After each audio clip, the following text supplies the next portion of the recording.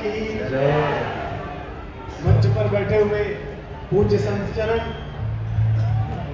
जिनके अभूतपूर्व साहस, संकल्प और साधना के प्रतिफल के स्वरूप यह जन ज्वार सम्मुख दिखाई दे रहा है, ऐसे मेरे परम प्रिय अनुज और बागेश्वर धाम उपाक्य से विभूषित इस युग के अत्यंत तपस्वी और मेधावी युवा शक्ति के प्रतीक भाई श्री धीरेन्द्र शास्त्री जी महाराज, मंच पर राजनीति के वरिष्ठतम लोगों में चौधरी साहब, जिनकी शुचिता और ब्रज के प्रति जिनका समर्पण अपने आप में उल्लेखनीय है, और मेरे अत्यंत परम प्रिय अनुज, जिन्होंने विपरीत परिस्थितियों में भी अपने मनोबल को भारतीयता के साथ जोड़कर उसे सार्थक सिद्ध किया, ऐसे दिल्ली सरकार के मंत्री कपिल मिश्र यहाँ पर बैठे हैं। और विशेष रूप से जिस समुदाय से इस छोटे से दास को स्वीकृति और प्रसिद्धि यत्किंचित प्राप्त हुई है, वे कवि समाज के समस्त अनुज यहाँ पर बैठे हैं। आज यहाँ कवि सम्मेलन भी है। एक बार इन कवियों के लिए आप दोनों हाथ उठाकर जोरदार तालियां बजाइए जो यहाँ पर आए हैं, क्योंकि ये जो कुछ भी हमारे संत चरण जिसकी व्याख्या कर रहे हैं वो सब कवियों का ही उपादेय है। चाहे पूज्य तुलसीदास जी महाराज पूज्यपाद की कृपा कटाक्ष लेकर हम सब रामकथा लेकर घूम रहे हैं, और चाहे सूरदास जी और अन्य कवियों के माध्यम से हम कृष्ण दर्शन लेकर घूम रहे हैं।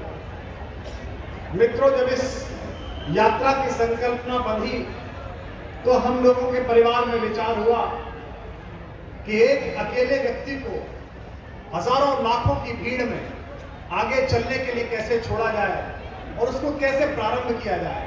और उसकी प्रेरणा जगी कि 5 तारीख को हम दोनों भाई यमुनोत्री गए, मां यमुना के निर्मल जल को देखा और आशीर्वाद लिया। इस यात्रा का संकल्प भारत को एक करना है, भारत की एकात्मकता के यज्ञ को संपूर्ण करना है।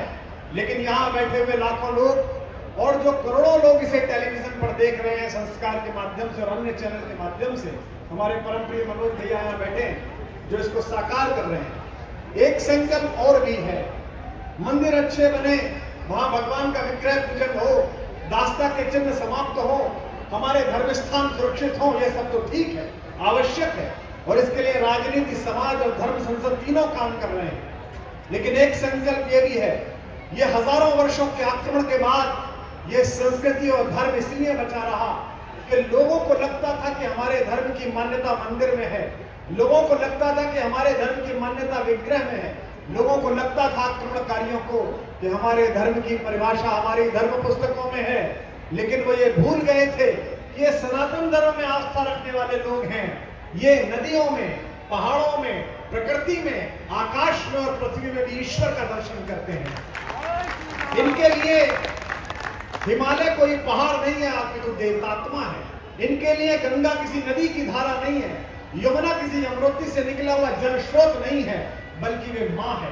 हम दोनों ने जब यमुनोत्री माँ के जल को स्पर्श किया तो सबसे पहला दुख इस बात का हुआ कि माँ के अपराधी हम और आप हैं। आज यमुना का जल जो दिल्ली में दिखता है, आज यमुना का जल जो मथुरा में दिखता है और संगम में इलाहाबाद में प्रवेश करने से पहले दिखता है, और जो यमुनोत्री में दिखता है, इसमें जमीन आसमान का अंतर है। इसको दूषित करने के लिए कोई विधर्मी नहीं आया, इसको दूषित करने के लिए कोई परदेशी नहीं आया, ये मैंने और आपने दूषित किया है। तो आज इस संकल्प यात्रा में एक संकल्प ये भी करिए कि माता यमुना जैसी यमुनोत्री से निकली थी, इसके द्वार पर बैठे हुए हम समस्त लोग ये संकल्प करें कि अपनी बड़ी बहन गंगा से जब वो गले मिलेंगी संगम में, तो वो ऐसी ही पवित्र दिखाई देगी जैसी यमुनोत्री में दिखाई दी। आपकी तालियों में शोर कम था, आपकी तालियां कम थी, आपका संकल्प छोटा था। वो हम ही लोग हैं जो इसे दूषित कर रहे हैं, वो हम ही लोग हैं जो इसकी जल के साथ समझौता कर रहे हैं। लेकिन जब ये यात्रा चली तो लगता था कि बिहार चुनावों के कारण नेपथ्य में चले जाएगा ये संकल्प, लेकिन चुनाव अपनी जगह चलते रहे और देश के बच्चे बच्चे की जबान पर हर दृष्टि पर इस यात्रा का संकल्प रहा। और आतंकवाद के अंधड़ ने जैसे भारत की सारी प्रगतियों को ललकारा है, वैसे आपको भी ललकारा। कल जो घटना हुई, परसों जो घटना हुई, देश को तबाह करने के लिए, विचलित करने के लिए परदेशियों से मिले हुए हथियारों के सहारे भारत को दहलाने के लिए योजना दिखाई गई। लेकिन यहां इस मंच के माध्यम से अगर उनका कोई भी एजेंट इस भीड़ में सुनने के लिए आया हो तो मैं उसे बताना चाहता हूं कि अभी तो ये लाखों लोग चले हैं। अगर इस प्रकार की नीचता की हरकत आपने इस नए भारत के प्रति की तो एक युवा संघ चलेगा और उसके पीछे करोड़ों भारतीय भारत में चलेंगे, कोई रोक नहीं पाएगा।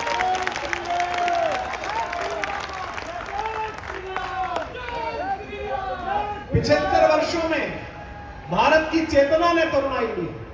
अब भारत किसी एक व्यक्ति का नाम नहीं, भारत किसी एक राजनीतिक दल का नाम नहीं, किसी एक सरकार का नाम नहीं है। लोगों की आंखों में वह दृष्टि लौटी है कि लोग इस संकल्प पर चर्चा कर रहे हैं। हमसे लोग कह रहे हैं, बड़े आश्चर्य की बात है कि जैसे ही ये घटना हुई, एक अगली खबर मैंने देखी कि राम मंदिर की सुरक्षा बढ़ाई गई, काशी विश्वनाथ की सुरक्षा बढ़ाई गई, तिरुपति बालाजी की सुरक्षा बढ़ाई गई, नागपुर में संघ कार्यालय की सुरक्षा बढ़ाई गई। ये मंदिर किसके हैं? ये देवस्थान किसके हैं? बहुसंख्यकों के हैं। और खतरा किससे है? खतरा उनसे है जो भीख मिले हथियार और आरडीएक्स के सहारे इस देश को परेशान करना चाहते हैं। इसका मतलब यह है कि देश सही रास्ते पर है, प्रगति ठीक हो रही है, जातियों का विभेद तोड़कर एक साथ एकत्रीकरण की भारत की परंपरा अच्छी हो रही है। मुझे बड़ी प्रसन्नता हुई जब इस सनातन धर्म की यात्रा में, इस भारत की एकात्मकता की यात्रा में दूसरी पूजा पद्धतियों में गए हुए हमारे मित्रों ने आकर भी भाषण दिया। मैंने यहाँ कई मौलानाओं को भाषण करते हुए देखा। ये अच्छा संकल्प है।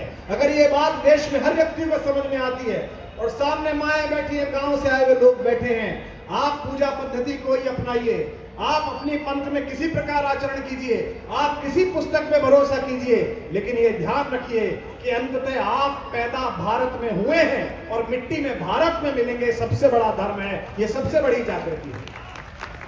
हो सकता है 400 साल पहले, 500 साल पहले, 600 साल पहले आतंक किसी आंधी ने आपको अपनी मान्यता बदलने के लिए विवश किया, लेकिन ये आतंक की आंधियां आप भारत में ध्वस्त हो रही हैं। और जिसको समझ में ना आता हो वो 3 घंटे की फिल्म देख ले अमर अकबर एंथोनी। एक मस्जिद जाता है, एक गिरजाघर जाता है, एक मंदिर जाता है और फिल्म के आखिर में तीनों का बाप कन्हैया लाल निकलता है। तो अंत में सब वही मिलेंगे, उसी समुद्र में जाकर, उसी सागर में जाकर विलय होना। ये भारत को सीखना पड़ेगा। और अगली बात जो कह रहा हूं वो बुरी लग सकती है, मैं निशाने पर आ सकता हूं, फिर कह रहा हूं जो सीधे तरीके से समझें वो सीधे तरीके से समझें, अन्यथा भारत हाथ उठाकर बचाना नहीं, हाथ उठाकर निपटाना सीख गया है, घर में घुसकर मारना सीख गया है। भारत अपने घर में हुए हमले के लिए किसी यूनाइटेड नेशंस में नहीं जाएगा। दुनिया के किसी सरपंच को हम ये बात की परमिशन नहीं देंगे कि वो हमारे घर का फैसला करे। हमारे घर में आकर आरडीएक्स फूकोगे, हमारे घर में कार उड़ाओगे, हमारे घर में AK-47 उड़ाओगे तो हम चोर को नहीं मारेंगे, कराची में बैठी हुई चोर की नानी को मारेंगे, उसके घर में घुस के मारेंगे। लाल किले से भाषण होते रहे इस देश में, 125 करोड़ के देश के प्रधान मिमियाते रहे और 15 अगस्त को कहते रहे कि पड़ोसियों से कहना चाहता हूं आतंकवादी भेजना बंद करें। लाल किला एक नई भाषा बोलना सीख गया है और उस भाषा को मजबूत हम सब कर रहे हैं। हमारा छोटा भाई यहां पर बैठा है, कपिल, हमारे आदरणीय भैया चौधरी साहब बैठे हैं। लाल किले से भारत की भाषा यही है और यही होनी चाहिए। दुनिया के जिस देश की औकात हो अपने आतंकवादियों को भारत में भेजे। हरियाणा के फौज में गए हुए लड़के उनका स्वागत करने के लिए तैयार खड़े हुए हैं अपनी सेना में। देश बनाए। हमारे कवि पढ़ने के लिए आएंगे, पंकज मेरा छोटा भाई है, पंकज पंडित बुंदेलखंड से आए, पढ़ेगा, या अंजाम पढ़ेगा, पीयूष पढ़ेगा, दीपा हमारी बहन यहाँ बैठी वो पढ़ेगी। 4 पंक्तियां मैं इनके शुभकामना के लिए पढ़ रहा हूं। देश बनाए या अब अपने बेटों की लाशें ढोएं। ये 2 बात हमारे पास 70 साल से गूंजती रही। हम शव कलेक्ट करते रहे, आज इतने मर गए, कल इतने मर गए, अभी भी कल हमने देखा कि 12 मर गए, 14 मर गए, 16 मर, हम गिनती गिन रहे हैं। देश बनाएं या अपने बेटों की लाशें ढोएं। इसी कश्मकश में हर जीती बाजी हारी जाती है। और अगली पंक्ति होटल से पहुंचे तो बेचैन सोए हुए प्रधानमंत्री को हमारी ओर से आश्वस्त करना अपनी तालियों की गूंज में। देश बनाएं या अपने बेटों की लाशें ढोएं। इसी कश्मकश में हर जीती बाजी हारी जाती है। एक बात हो दिल्ली के आका तुम हम सबसे सुन लो, कुत्ता पागल हो जाए तो गोली मारी जाती है।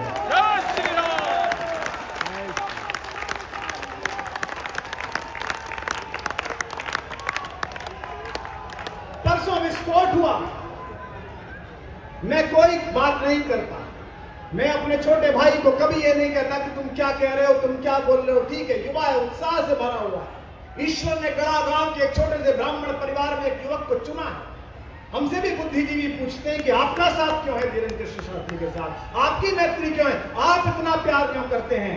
एक विधायक के दरबार में, एक कलेक्टर डीसी के दरबार में पहुंचकर अगर 100 लोग ऊर्जा पाते हैं कि मेरा काम हो जाएगा, और बागेश्वर धाम में बैठे हुए 27 वर्ष के युवक के पास पहुंचकर अगर लाखों लोग दिन भर में सोचते हैं कि ईश्वर की कृपा हो गई, तो वो किसी डॉक्टर से बड़ा है, किसी वैज्ञानिक से बड़ा है, किसी साधु से बड़ा है। ये देश को समझना पड़ेगा। मेरी एक चिंता रहती है, पहली बात मैंने पूछी स्वास्थ्य कैसा है, दवा ली क्या, बुखार हो गया था। परसों विस्फोट हुआ, पहली चिंता यह हुई, जो भी वरिष्ठ अधिकारी थे, जो भी वरिष्ठ नेता थे, दिल्ली में फोन करके वो अपनी परेशानियों में थे। पहली बात ये कही कि वो अकेले जा रहे हैं, पीछे 50,000 आदमी चल रहा है, 1 लाख आदमी चल रहा है, सुरक्षा की बातें सोचिए। ये कब तक होगा? ये 150 करोड़ लोगों में 120 करोड़ लोग जिस धर्म पद्धति पर विश्वास करते हैं, उनके साधु चलें और देश इस बात पर चिंता करे कि सुरक्षित चल रहे हैं कि नहीं चल रहे। एक अल्पसंख्यक बता दीजिए, किसी जाति का हो, जैन समाज के हमारे मित्र बता दीजिए, इस्लाम पर ईमान लाने वाले हमारे दोस्त बता दीजिए, चौराहे पर चलते और ये चिंता होती हो कि हमें कोई कुछ कह तो नहीं देगा। यही धर्म बचा है, यही लोग बचे हैं कि ये सड़क पर चले और इनके परिजन, उनके मानने वाले इस बात की चिंता करें कि इन पर कोई हमला तो नहीं कर देगा, इस यात्रा को कोई विध्वंस तो नहीं कर देगा। तो आज यहां से संकल्प कीजिए कि 16 तारीख को जब ये पहली यात्रा पूर्ण काम होगी, क्योंकि मुझे पता है कि प्रकृति ने, नियति ने, मां सरस्वती ने और सनातन धर्म ने कुछ बड़े संकल्प और बड़े लक्ष्य भाई धीरेन्द्र कृष्ण शास्त्री के लिए रख रखे हैं, उसके लिए निकलेंगे। ईश्वर उनको वो स्वास्थ्य दे, वो चेतना दे। लेकिन 16 को जब ये पूर्ण काम होगी हमारे भगवान कृष्ण के दरबार में, तो जहां जितना जन ज्वार है, इससे 100 गुने लोग मथुरा में होंगे, इससे अधिक जनता होगी। क्योंकि एक ही बात समझ लीजिए, जिस अयोध्या के लिए तुमने 30 साल संघर्ष किया था, समय अनुकूल है, 3 साल संघर्ष कर लो। जो अयोध्या में उत्सव मनाया था वो मथुरा में उत्सव मनाओगे।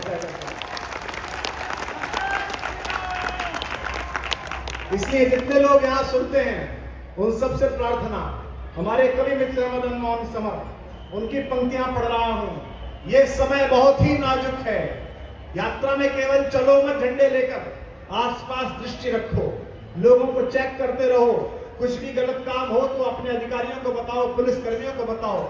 मैं हरियाणा पुलिस का, प्रशासन का विशेष रूप से आभार व्यक्त करता हूं, जिन्होंने जनता की इस भावना को समकर अभूतपूर्व व्यवस्थाएं की हैं इस यात्रा के लिए। मैं उनका भी बहुत आभार व्यक्त करता हूं। अपने प्रिय मित्र और भाई नायब सिंह सैनी जो मुख्यमंत्री, उन्हें शुभकामना देता हूं कि उन्होंने बड़ा प्रयास किया, क्योंकि यह समय बहुत ही नाजुक है। दिल्ली सुने, और मैं अपनी बात को विराम करूं तो इतनी तालियां हो कि हमारे कवियों के लिए अनुकूल समय बने। ये समय बहुत ही नाजुक है, हम पर हमले दर हमले हैं, और आप निश्चिंत रहना, होते भी नहीं हो, हम ही चिंता करते हैं तो चिंता ही नहीं करते हैं खुद की। अब इन्हें किसी संकल्प में बांधना पड़ेगा, बहुत सारे संकल्प ये, लेकिन एक संकल्प ऐसा भी तो हो कि इतने लोग साधना में चलते हैं, कुछ बारात में भी तो चले भाई। उस दिन परिवार में भोजन करते हुए हमारी पत्नी से कहा कि भाभी जैसी आप हो ऐसी ला दो। तो भाभी ने कहा ला तो दूंगी, लेकिन जितने दिन ये घर में रहते उतने दिन घर में रहना पड़ेगा। तो महाराज जी ने कहा भाभी फिर मेरी ना रुके। ये समय बहुत ही नाजुक है, पीछे तक के लोग दोनों हाथ उठाकर इस बार ओंकार भरेंगे। ये समय बहुत ही नाजुक है, हम पर हमले दर हमले हैं, दुश्मन की चिंता यही है, हम हर हमले पर संभले हैं।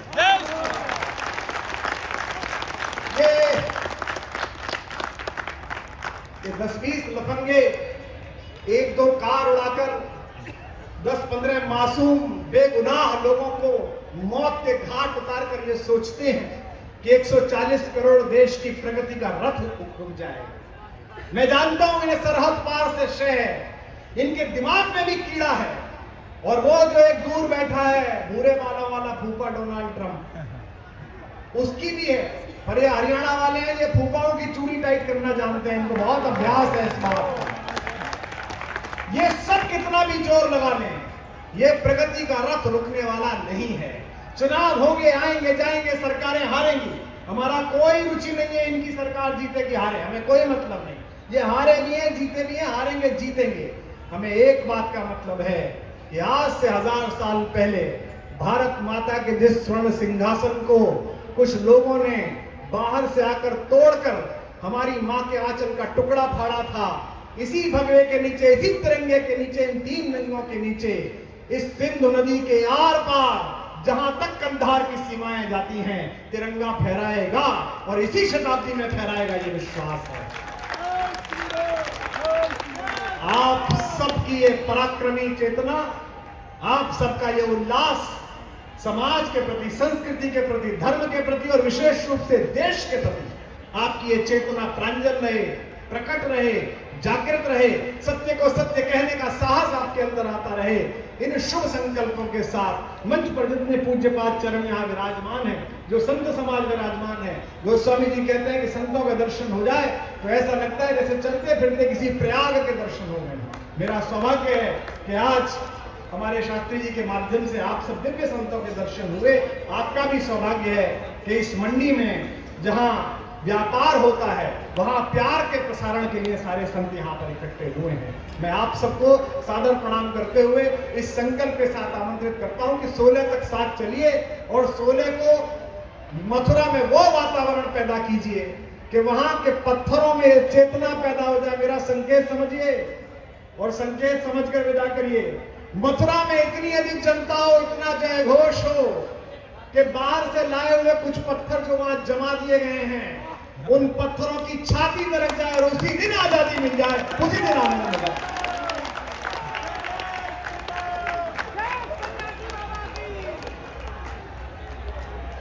जय सिया राम, जय जय सिया राम। श्री बागेश्वर धाम की